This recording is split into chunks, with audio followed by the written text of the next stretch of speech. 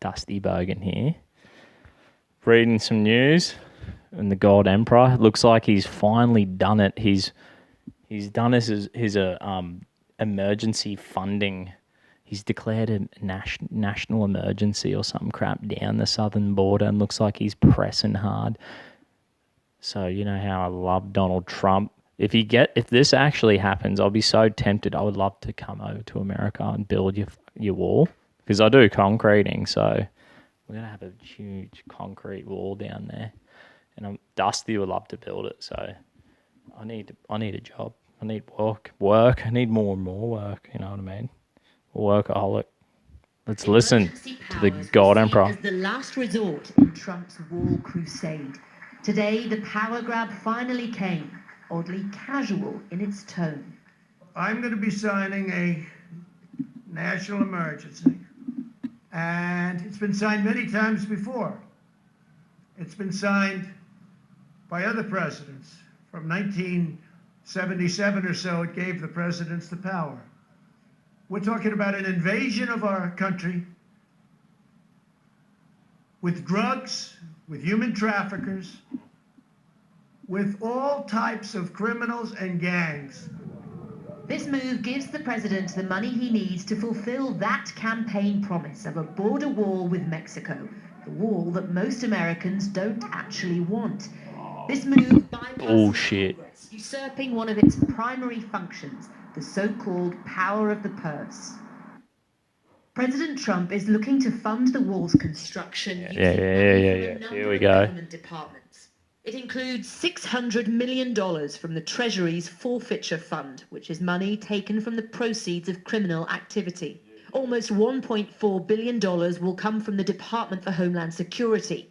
$2.5 billion can be drawn from the Department of Defense's budget, with a further $3.5 billion from that same department's construction budget. It might seem straightforward, but the fight isn't over. We will have a national emergency, and we will then be sued, and they will sue us in the Ninth Circuit, even though it shouldn't be there, and we will possibly get a bad ruling, and then we'll get another bad ruling, and then we'll end up in the Supreme Court, and hopefully we'll get a fair shake, and we'll win in the Supreme Court. So Trump seems resigned to the idea that he's now entering a world of legal pain. The ultimate...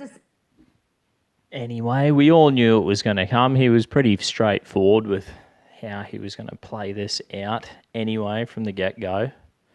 Tony Abbott has talked about why... Oh, you piece of crap. Anyway, Trump, you're the freaking man. I'm glad that he's got the balls to do what needs to be done. And you know what?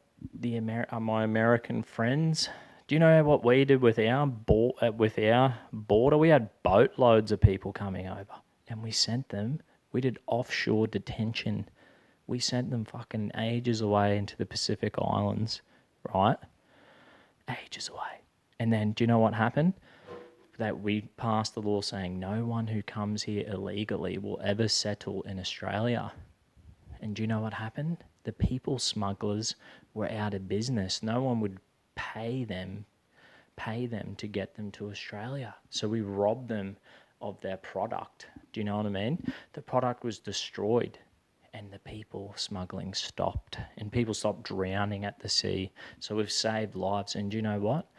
We have legal immigration. We let in a certain amount of legal refugees who we find out who the hell they are and what the story is, and if they're genuine refugees. And we don't let people jump the queue. You know, people who have money who can pay a people smuggler to jump the bloody queue. That's what's going on. People drowning at sea. So we've stopped it. We've had success. So you can learn from our success. And I think you got to start with the wall. And you've got bigger problems than just people smuggling, people.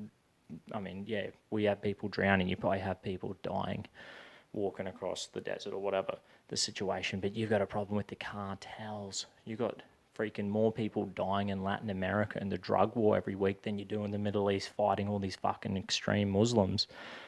So, you know, if you care about your Latino neighbors, you have to get rid of the product that they're selling. What are they selling? They're bringing cocaine up north. Then all that money, cash money, is coming south. You got guns going across the border. You got people freaking. It's pretty much slavery. If these people go there and they're working for cash, do you think they have any workers' rights? They don't have workers' rights. They get paid jack all to nothing, and they literally are treated like slaves. So you're encouraging slavery, human trafficking, women who are getting pretty much sold into prostitution, drugs, illegal money, and then you're getting have huge drug wars down in Latin America. And it's your fault. It's your fault for letting this happen until you get behind your president and say, yes, we need the freaking wall. And you start caring. You caring for your own nation.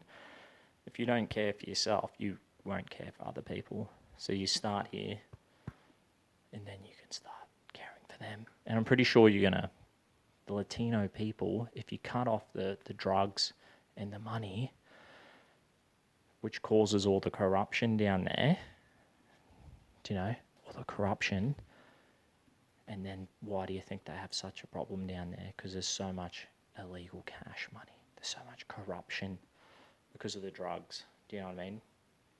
Imagine if a cartel said to a lawyer, a judge, or a police officer, or a politician, or someone, and he's like, you need to do this for us. We'll give you $1 million. And if you don't do it for us, we'll kill you, or we'll kill your family. What's that guy going to do? He's going to take the money and do what they say. Do you know what I mean? Because with huge amounts of money comes a huge amount of corruption.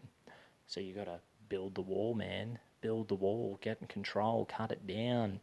And I reckon you'll see Mexico and Latin America, they'll actually start to flourish and become great nations. So yeah, I reckon Trump, what a freaking legend. Good on him. And let's hope it all works out for him. Cheers, eh?